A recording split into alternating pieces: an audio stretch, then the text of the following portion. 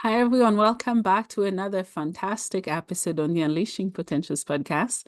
My name is Bernadette Desir, and I'm your host. And joining me today is beautiful Alenka. How are you? I'm doing well. How are you doing? It's Friday, and I'm trying to contain myself. Containing yourself is never a good idea. That's true. That's really true. Alenka, where about are you joining us from? I am joining from Los Angeles. I am Mm. originally from Canada, but I live down Oh, here. that's Yeah. awesome. I'm in Canada. Canada's wonderful.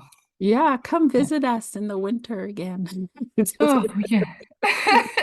Yeah, yeah, it Yeah. gets awful. Yeah. Yeah. I did 5 years in Montreal. I thought I did my time in the winter. I don't blame you. Yeah. Yeah, so welcome. So happy to have you, and I'm excited to know more about you. Can you tell us who you are and what you do? Yeah. So my name is Alenka Kislik. Have I am a person who is always learning, and that looks like a lot of different things. Recently, that has looked like me being an overachiever for my entire adult life, arguably before that too, and that turning into a fun thing called burnout, uh, which has I have spent the better part of 3 years working on recovering from that. And in the midst of that, I have been recovering from chronic injury. And Mhm. I found that I was doing what the doctors told me to do, and it just wasn't working. Mhm. Uh, I was re-injuring myself. I kept on doing the same things over and over. And after over a year, I said I need to take this into my own hands and figure out what's going on.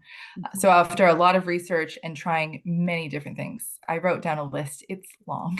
It does not fit on one Yeah. page. Mhm. I realized that I probably started some of the things in the wrong order, but there's no one to help you guide through what to do and at what stage you should do what you're doing. I mean, that people do their best to help, but it's hard, and you're the only one who knows your body. And so I realized throughout all of this that I could build something that would help other people, that would help them understand, okay, you are feeling really overwhelmed or burnt out, or whatever the thing is. Let's connect you with other experts that can help you with that specific stage of what you're going through, right? So I decided to build a company called SAHA that would help connect experts that are vetted to people who need help who haven't found it in traditional healthcare. Mhm. Oh, that's really cool. Yeah. This is going to be a great episode, you guys. So go grab your coffee and tea and come back.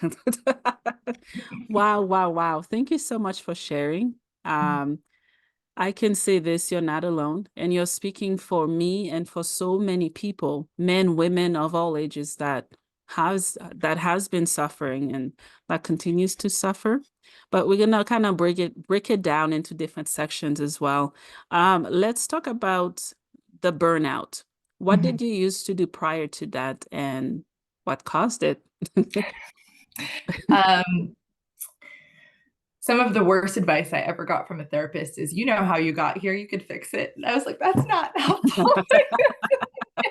Yeah. In the moment when you're going through the worst of it, you need different types of advice. Mhm. So I had been working a corporate job.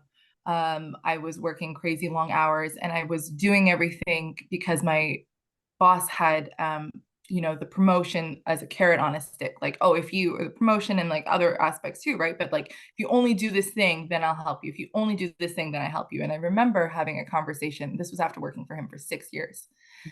And he was about to give me two big projects. And I said, I can do one or both of these well, but if you give me both, I will burn out. And Mhm. that's exactly what happened. Um, and it was just a matter of not pushing myself past what my body was telling me to do. Mhm. So, and I understand that now, but in the moment I didn't. And this looked like a lot of different things. So, at the beginning, it was just exhausted. Like all I could do after work was, watch TV for hours. Like I didn't have the energy to cook, to Mhm. exercise, to see my friends, right? I was just so drained that and they say that watching TV, it like your brain has less activity, and that's what I needed to rest, right? It was a form of active rest, right? It wasn't sleeping. That then took a different turn towards the worst of it, where I was grinding my teeth. And I mean, I have crazy tight shoulders. I'm sure a lot of us do, right? We see it in other aspects of our body, and now I'm more aware of it. But I was grinding my teeth even during the day, to the point where I would see my boss's name, and I would realize afterwards that my jaw was sore, and I didn't realize what it was until I had such extreme shooting pain in my jaw that I went for an emergency doctor visit. I figured I must have done something. Oh, She's like, "Oh wow. no, you just ground your teeth too much." Oh, wow. Wow. Yeah. I've Yeah. I've done that to the point that I had to wear a night guard. Yeah, And I was wearing a night guard. It still wasn't working. where Yeah. oh, yeah, and the pain it's excruciating. It's like, why am I doing this to myself? But I can't control it. Right? You feel it in the jaw and you get the headaches, the frontal lobe headaches. It's awful. Absolutely awful. Do you still grind your teeth today? Um, Not as much, but I've built up an awareness of Mm. when I am tensing up. But this is practice. We're 3 years in of practice. Yeah. When I Yeah. am tensing up my jaw, I now pay attention. Oh, what am I thinking about? What just happened? Is there a situation that made me do this? And then let me process that emotion instead of holding and store Mm. on to it, Mhm. which has been, I feel the same way about my shoulders. I clench one of my thighs. Like these are, other embodiments of Yeah. what my emotions are going through, but holding in my body. So it's just working through understanding what is happening and then allowing myself to think about it instead of clenching and holding Mm. on. Yeah, yeah. I like that you're approaching it at a different angle than most of us would, which is to figure out what am I thinking? Because I always tell people everything is connected.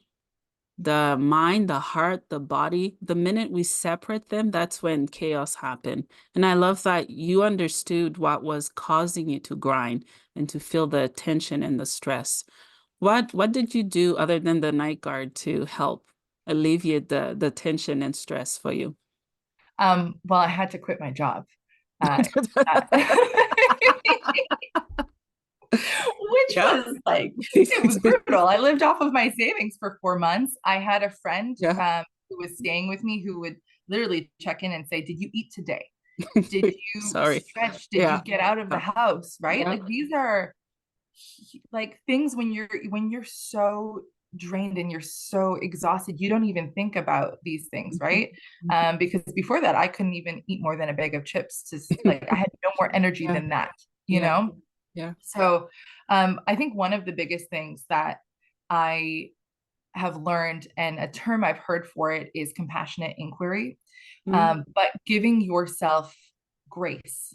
So instead Mm-hmm. of being hard on yourself and being like, you didn't get up today, you didn't, cook, you didn't exercise, whatever the thing is that you think you should have done, Yeah. saying, hey, like, why don't I have the energy to do that today? Why don't I have the ability to do that today? And Mhm. check in with yourself, and not in a judgmental way. Yeah. I say that like it's easy. It is not. Mhm. It is really hard, Yeah. Yeah. It is. but Yeah. giving, like, and that started in other ways, Mhm. before the burnout, right? As a woman, we're Mhm. hard on ourselves for how our body looks, and all of that. So that part of it started before, but and then it evolved to how I think about my thoughts, Yeah. which is, a trippy thing to say, but like Yeah. it's, how do you think about your self-talk?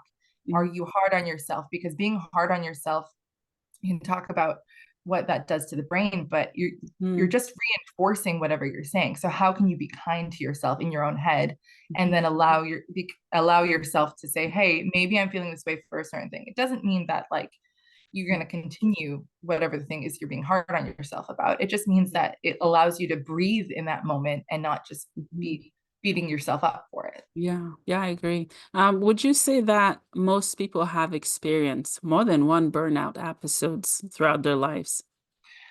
I would say, yeah, in the last, Maybe 50?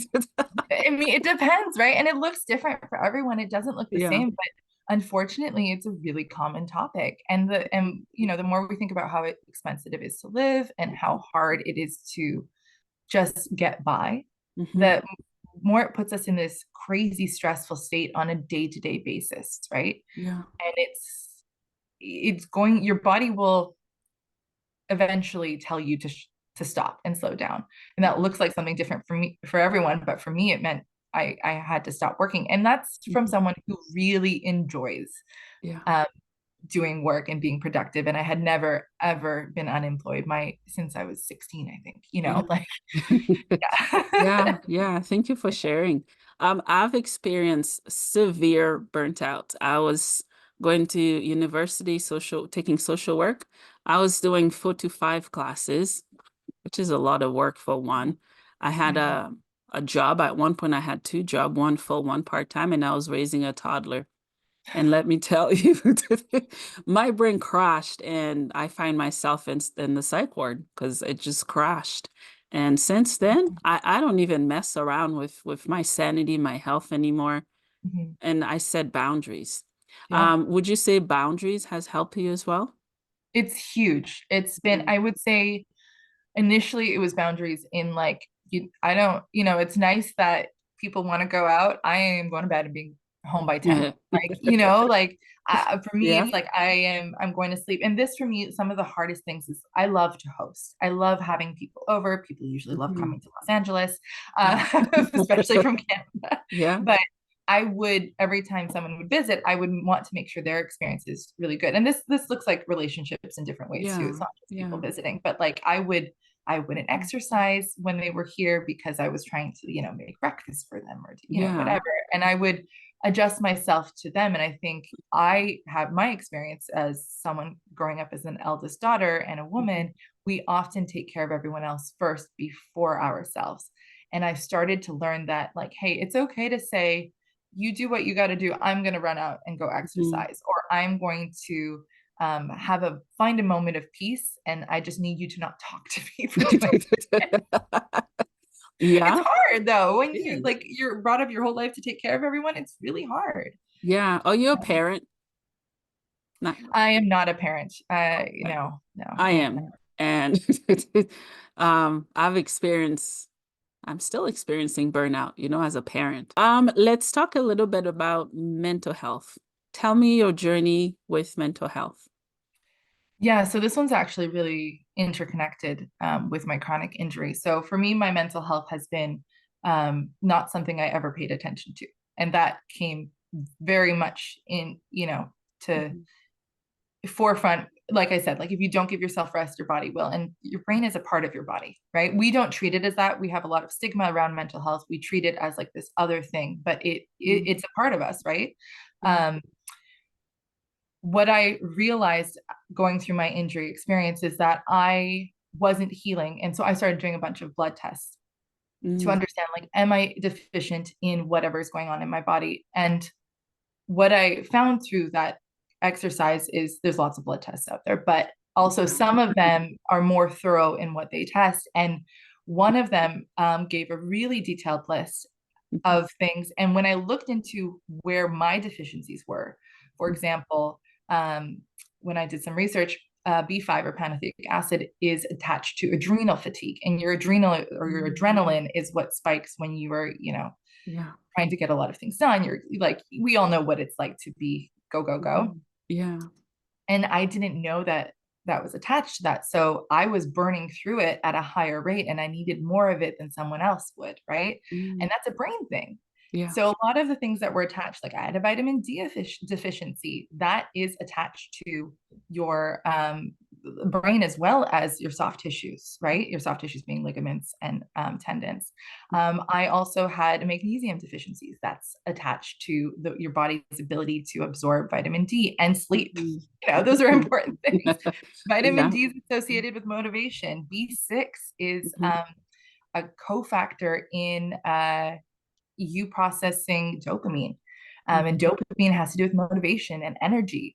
Um, so I just learned a lot of things about my brain, let alone the like, let me be kind to myself, let me Mhm. not be hard on my, those things were very much attached. And one of the doctors I listened to and I thought was fascinating, she said, your brain is an organ.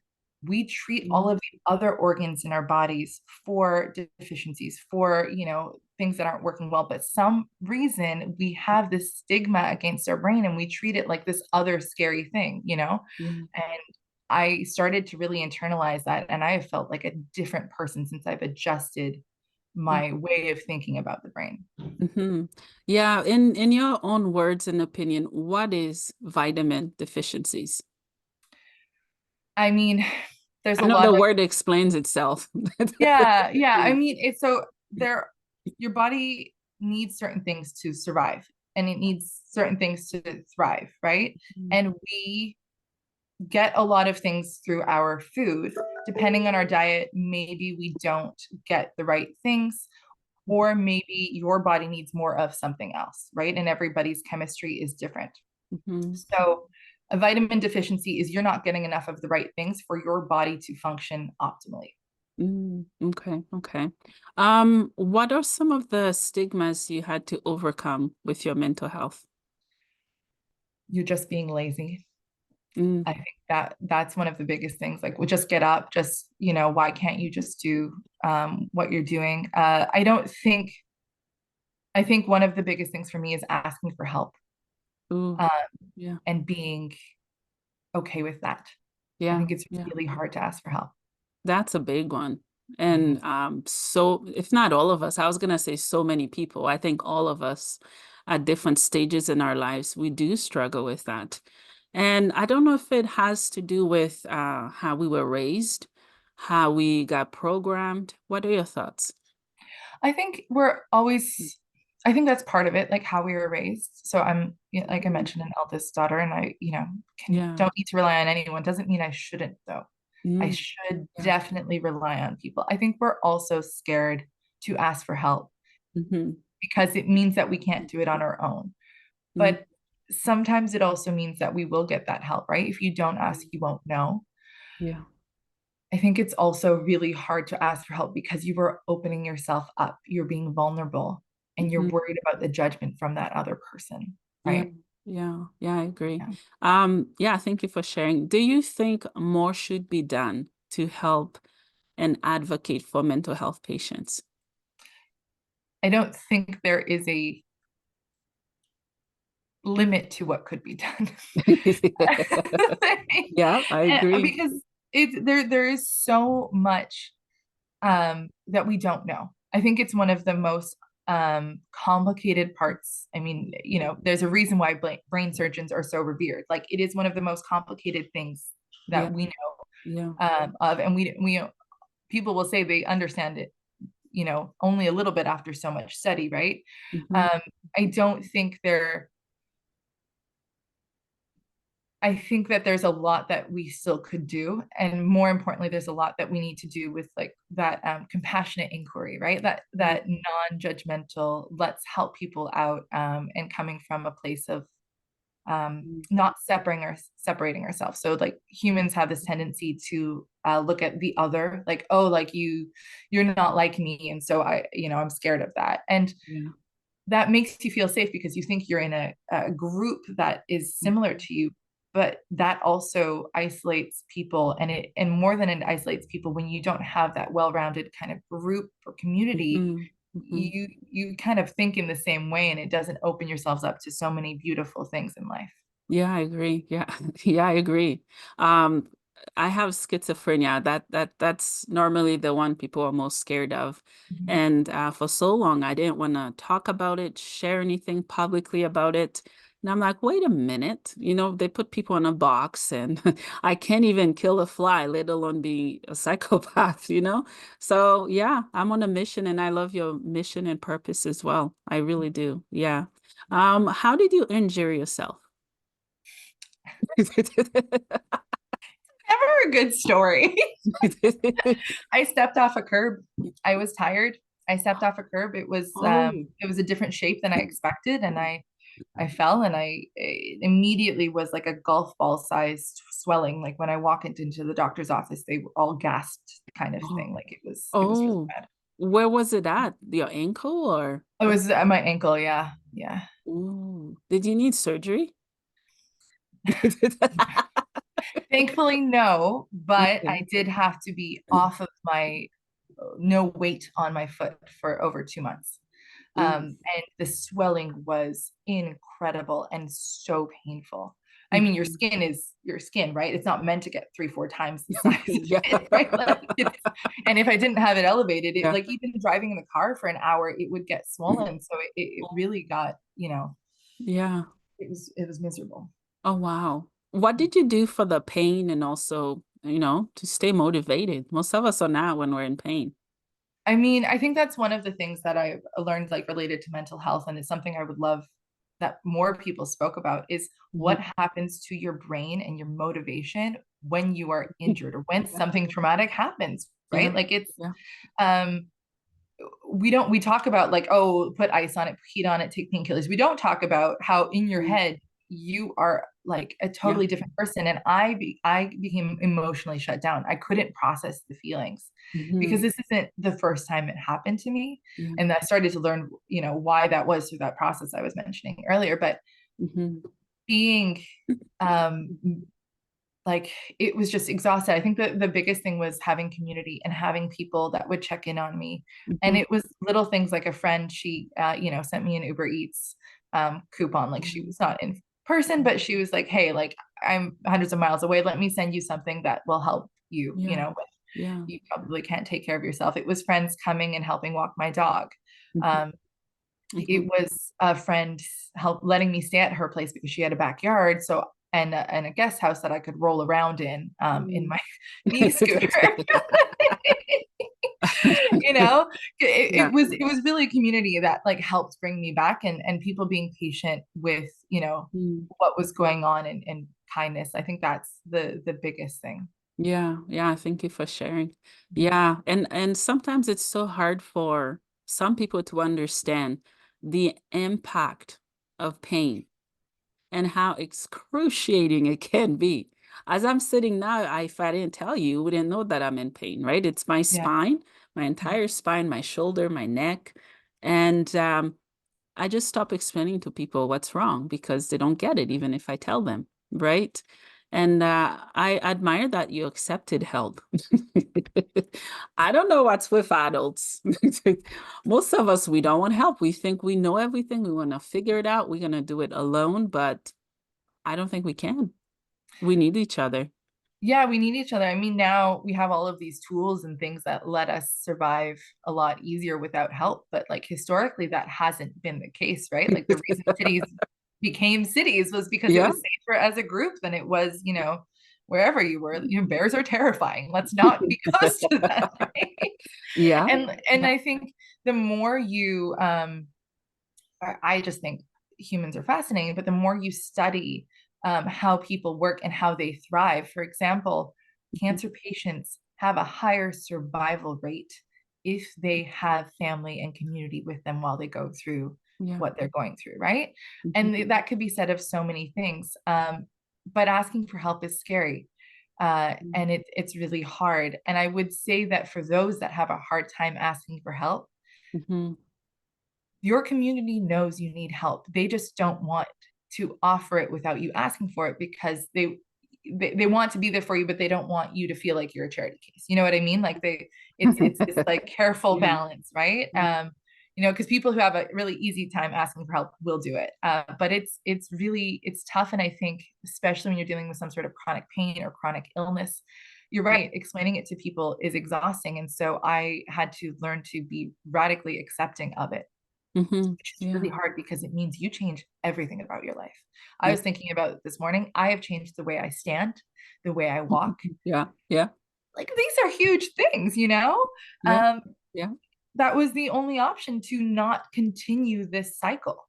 Mhm. Uh, and and explaining to people like, hey, that's cool. You're walking fast down the sidewalk. I'm going to walk at my speed because I'm paying attention to every crack on the sidewalk, right? Yeah. Yeah. It's hard, and Yeah.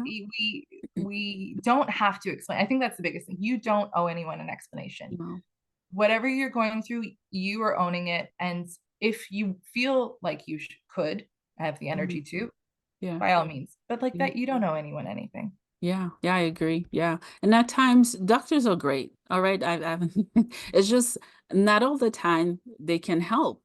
Because I've done everything, injections, steroids, pills, heat, ice, and I even have a back brace for my spine, but I'm like, dude, I still have pain. What more can I do? So at this point, they don't know what else to do. And yeah, I'm taking things into my own hands. Well, that's where I started. Yeah, yeah. So to kind of, feed on that. So I went through this journey, right? I was listening to everything the doctor said. I did everything they told me to do, and I kept on not healing, and in fact, re-injuring and making it worse. Mm, Um, yeah.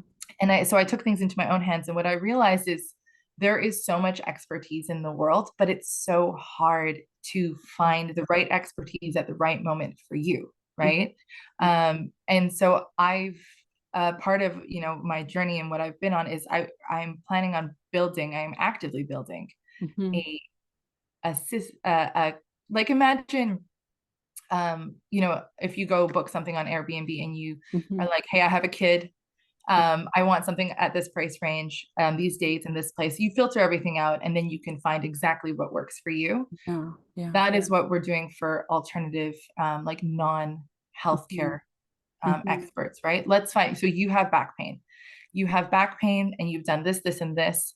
What do you need to do? There are people out there who have. There is incredible research, and there's incredible things that exist. But if you don't have access to that information, where do you start? How do you make sure they're vetted, they're good people? It's really hard. And I think there are systems like the mhm. fact that we're talking to each other on video is incredible, Yeah, right? yeah. So like this wasn't a thing when I was a kid, like, at all, right? And that's how much we progress. Why can't we do the same thing to help people, Mhm, um, mhm. match them to other people, right? It's not it is hard. Trust me, I've put in tens and tens of Yeah. hours of work. I'll get up to thousands soon, but it's not impossible. I It's agree. Yeah, definitely possible. yeah. Tell me more about your company. What is it called? When did you start it? Why did you, well, you told us why you started it, but tell I'm tell us now more. thinking about how I can help you. Yeah, but Yeah. so the name of the company is called SAHA, and Oh, SAHA translates to exotic. it's a Mm, Sanskrit. I was trying to find something that was like easy to yeah, say, easy to yeah. spell, but it was also short enough that Hmm. it made sense to everyone. So Saha translates to together or endure is Hmm. are some of the translations. Hmm. And to me, we endure through hard things together, Yeah, yeah.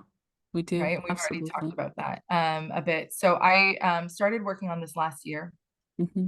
And I am actively, we just launched social media, and we're actively building in the background the actual product itself. But for me, like I mentioned, it is connecting people who otherwise have not found answers to experts who have those answers, and are vetted Hmm. to give them something. And then in addition to that, or so when I say give them something, I mean give them hope. Let's give you hope and something to work towards. And I've also created a framework that is like, hey, where are you at today? Hmm. Do you need relief from your pain? Right? Do you need and then if you have that relief, because like unless you have that relief, you can't dig into the underlying issues, right? Like you're not Yeah. going to be in a mental space to do that. Then Yeah. let's dig into the underlying issues. And then once you understand that, you'll understand the work, Mhm. and what that requires. You can and kind of go through that cycle. Mhm. So we're building a system that connects people and helps them understand where they are Mhm. to practitioners who can help them based on where they're at, right? Because Mhm. if you are in extreme amounts of pain, you need relief with that pain before you can start to do the work to help Mhm. you, right? Maybe that's strengthening, maybe that's something else. But you also probably need very specialized people to help you with that strengthening so you don't injure yourself and make it worse. That's what I've experienced is I have hypermobility, and if Mhm. I don't go to someone who specializes in hypermobility, I will re-injure or not strengthen or in the right way, and it's just not going to help, right? So it's Mhm. also learning about yourself and what you need so that you can communicate that to other people. Mhm. Mhm. Oh, I love that. I love that. You said learning about yourself Yeah. because most of us don't give our bodies attention, not the love it deserves, not the attention it deserves. And our bodies, they're so intricate and intelligent. It speaks to us, but we don't always listen to it. Mhm. We say, oh, Yeah. I feel tired today. You know you should sit. You know you should lay down, but you don't. Right? Yeah. How can we try to listen to our bodies? I think it goes back to, and I know I've said it already, but that compassionate inquiry. So like Yeah. I am, like you said, tired today. Hmm. Okay, what can I do to adjust my day to accommodate that? Yeah. Right? Yeah. Maybe I don't need to clean the kitchen today. Hmm. It'll be fine. Yeah. That You was me know, yesterday. It maybe was. I don't need to do the laundry today, right? Yeah. What are the things I can do in my life to accommodate what my body needs? Because Hmm. it's not easy to say, I don't know, call up your friend and cancel plans, right? It's not easy to, but it's really important for you to be able to do that, because then you'll be in a better place to Hmm. be there for other people. Like I have cut out so many things in my life that were essential before, because I've learned that I have to do this, and then I now feel like a totally different person. Does that mean that maybe your social circle will change? Yes. Is that hard? Most definitely. Yeah. Is it worth it? Absolutely. Yeah. It stings, right? When the people we thought would be there walk away when we need them the most. Yeah, yeah. Yeah. Mine has changed and I really don't care. You, Because I don't push myself to my limit anymore mm, because my body speaks to me when to stop, when to not. So yeah. yeah. Yeah, let's talk a little bit about holistic approaches of healing. What are some myths that you know or have heard about? What are your thoughts? Yeah, I mean there's so many. And like the hard thing about this is things are really complicated, right? Yeah. I mean, you can talk about like that, like when you talk about nutrition, everybody's body, everyone's where they're at is complicated. You can talk about, Mhm. like, there's been so many like, oh, coffee's good for you, coffee's not good for you, wine's good for you, wine's not good for you, Yeah. right? Like, Yeah. and so if you like, that's just nutrition, right? And then you talk about Yeah. other aspects of the body. I think that one of the interesting things that I have been really embracing is that rest isn't just sleep. Rest is other things, and that looks different for everyone. And so when I say that as part of holistic healing, that's like we said, listening to your body, Yeah. right? I need rest, but maybe it's just because my mind is going 100 miles an hour and I'm not ready to sleep. I can't lie down, but going out for a walk without my phone, Mhm. that will help calm myself down, right?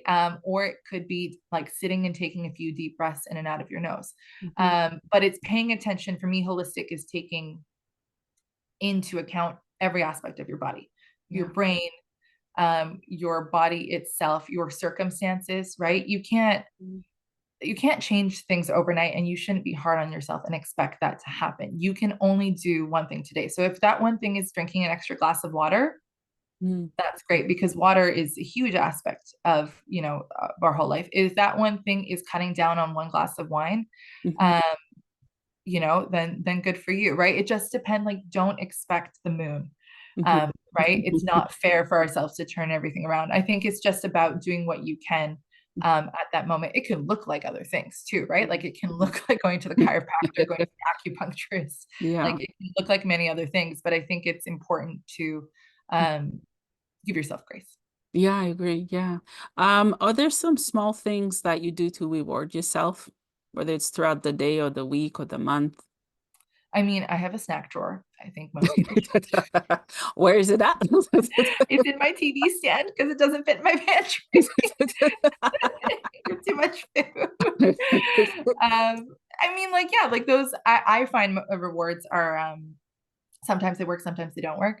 But like, I choose to put certain things in there that I don't feel bad about. Right? Like dried mango. I enjoy dried mango. It's not the same as like, some gummy bears, but like it is, I still feel, it's a fun snack. I think I do that. I think I also prioritize spending time with friends, um, and not talking about work and not thinking about work. Because even though like I'm really passionate about building this company, I need times of rest to not be thinking about it, right? And I Yeah. think we all need times of rest away from that. And so like today I'm going to see a friend I haven't seen in a long time, Mhm. um, and doing something for myself that is Mhm. rewarding in that way. Yeah, yeah, I agree. Thank you for sharing. Is there anything else that we haven't covered that you would like to talk about? I think there's the one thing that I wanted to mention about SAHA that we didn't talk about because I Yeah. got so wrapped up in other details. But one thing that's really important for me is that health should not be accessible only to those who can afford it. Ooh, yeah. It's Hmm. I can go on about that for a long time, but Yeah. the one of the most important things to me about what I'm building is a portion of the proceeds from day one will go towards a fund, and that fund is available for people who cannot otherwise afford the services. Yeah. So then practitioners are, are able to treat people no matter where they're coming from. So that's Yeah. a little detail I wanted to throw in there, but I Mm. think you're going to give the links to, Yeah. Yeah. if anyone's interested in, either learning about the journey as we build or becoming a practitioner or a client. And if anyone's interested in being involved in focus groups, etc., we are love feedback. Feedback is the core of Oh, everything. yeah, that's awesome. Would you say your program is it available in the state that you're in, or are you looking to expand it beyond the borders? So I am Canadian, and I think it's really important that this should be accessible worldwide. So I think a core aspect of this is making the practitioners available worldwide. Obviously, in certain types, like therapists, types of practitioners are they are regulated usually based on province or state, and so you kind Mhm. of have to keep things within that realm. But there will be people who are available around the world. And the other aspect of that that I think is really valuable is that you can find someone in another country who is really qualified, but might not cost as much as where you live, Mm. you Yeah. know? Yeah. And that is really important to me. Plus, maybe they're available in the evenings, whereas your practitioners locally aren't available in the evenings, and that's the only time you have to talk to somebody, right? Yeah, yeah, yeah, that's true. What do you want my guests to take away from this episode? I think the most important thing My for guest or my listeners, whichever. yeah, whoever, whoever's Whoever. hanging out. I think it's really important to just be kind to yourself. Yeah, I yeah. think it's important to be kind to yourself, to give yourself grace, and to know that by doing that, things get easier. I'm Mm, not saying better right away, but they will get easier. yeah, yeah, awesome. I have two questions for you as we close this amazing episode. The first one is, what is the meaning of life for you? Oh, let's start small. I mean, for me, it is about connection and being able to make a difference in whatever small way I can. And sometimes that is explaining something to someone and they have us like something clicks in their brain and they're more able to understand themselves. Sometimes that's just putting a smile on someone's face. But it's whatever I can do to kind of build that connection and make a small impact Mm. or maybe big, That's ideally. awesome. Yeah, yeah, that's awesome. Last question. Where can my listeners find you, check out your program and see what else you're up to? Yeah, so on Instagram, you can look at saha.collective and same thing on TikTok, saha.collective. Mm, Saha is spelled SAHA. mm, And online, sahacollective.com mhm. is where you can sign up for the wait list and then get all the updates on what's going on, as well as be involved in any way you'd like to be. Yeah, awesome. Well, Alenka, thank you so much for opening up your heart, sharing your story, your passion. And I had so much fun with this episode. I'm Yeah, sad it's over, but I hope to have you back again to continue to share. I'd love to. Yeah, thank you. Thank you so much. Yeah.